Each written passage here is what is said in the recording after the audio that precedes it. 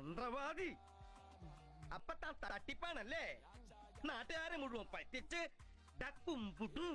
നമസ്കാരം പ്രിയപ്പെട്ട പ്രേക്ഷകരെ. ഇപ്പോൾ ഫിഫ ലോകകപ്പ് ഒക്കെ നടക്കുകയാണ്. എല്ലാവരും ഈ ഒരു കാൽപന്തിൻ്റെ വിസ്മയ ലോകത്താണ് എന്നറിയാം. പലരും അതിനെ നെഞ്ചോട് ചേർക്കുന്നുണ്ട്.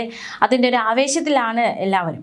അതിനിടയിൽ നമ്മളിപ്പോൾ പോകുന്നത് നിർണായകമായ ചില സംഭവങ്ങളൊക്കെ ഈ ഒരു ലോകകപ്പ് ഫുട്ബോൾ നടക്കുന്നതിനിടയിലും ഒരു വശത്ത് അരങ്ങേറുന്നുണ്ട്. അത്തരത്തിലൊരു സംഭവത്തിലേക്കാണ് നമ്മൾ പോകുന്നത്.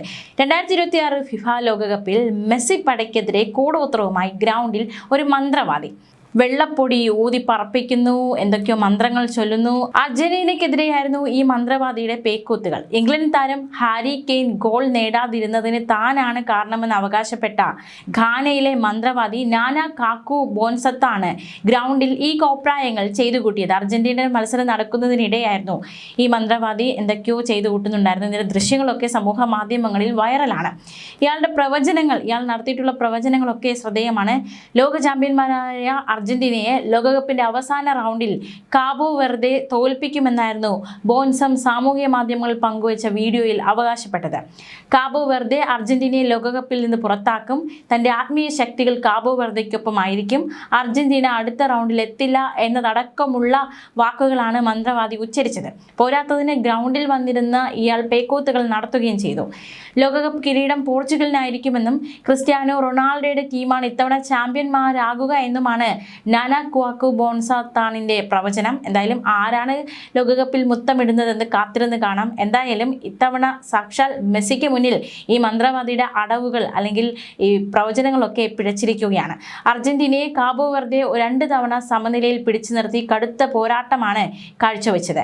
111-ാം മിനിറ്റിൽ പിറന്ന സെൽഫ് ഗോൾ അർജന്റീനയ്ക്ക് ആവേശ ജയമാണ് സമ്മാനിച്ചത്. കടുത്ത പോരാട്ടമായിരുന്നു അർജന്റീനയ്ക്കെതിരെ കാബോ വെർദെ നടത്തിയതെന്നതും ഒരു വശത്ത് ശ്രദ്ധേയം. ഇംഗ്ലണ്ടും ഗാനയും തമ്മിലുള്ള ഗ്രൂപ്പ് മത്സരത്തിനു മുമ്പ് ഹാരി കെയ്നെ താൻ ശപിച്ചിരുന്നുവെന്നും അതിന്റെ ഫലമായാണ് താരം ഗോൾ നേടാതെ പോയതെന്നും ബോൺസൺ നേരത്തെ അവകാശപ്പെട്ടിരുന്നു. ആ മത്സരത്തിൽ ഗാന ഇംഗ്ലണ്ടിനെ സമനിലയിൽ എത്തിച്ചതോടെ ബോൺസത്തിന്റെ അവകാശവാദം സമൂഹ മാധ്യമങ്ങളിൽ വൈറലായി. എന്തായാലും പ്രവചനമൊക്കെ അവിടെ ഒരു വശത്ത് നിൽക്കട്ടെ, നടക്കുമോ ഇല്ലയോ എന്നതൊക്കെ കാത്തിരുന്ന് കാണാം. അതേസമയം ലോകകപ്പ് നോക്കൌട്ട് ത്രില്ലറിൽ കാബോ വെർദെയോട് വിയർത്താണ് അർജന്റീന ജയം നേടിയത്.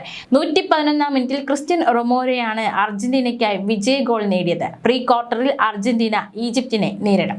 നിശ്ചിത സമയത്ത് ഇരു ടീമുകളും 1-1 എന്ന സമനില പാലിച്ചതോടെ കളി അധിക സമയത്തേക്ക് നീണ്ടു. തുടക്കക്കാരുടെ പരിഭവം ഏതുമില്ലാതെ കാബോ വെർദെ പൊരുതി കളിച്ചതോടെ ലോകകപ്പ് നോക്കൌട്ടിൽ അർജന്റീന അക്ഷരാർത്ഥത്തിൽ വിറച്ചു. ഈ ലോകകപ്പിൽ ആദ്യമായി ഒസീഞ്ഞയുടെ കൈകൾ ചോർന്നു, അതും സാക്ഷാൽ ലയണൽ മെസ്സിക്ക് മുന്നിൽ.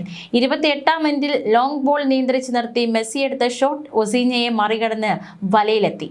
ഈ ലോകകപ്പിൽ മെസ്സിയുടെ 7-ാം ഗോൾ, ലോകകപ്പിലെ 20-ാം ഗോൾ. 58-ാം മിനിറ്റിൽ കാബോ വെർദെ നടത്തിയ കൗണ്ടർ അറ്റാക്ക് ഫലം കണ്ടു.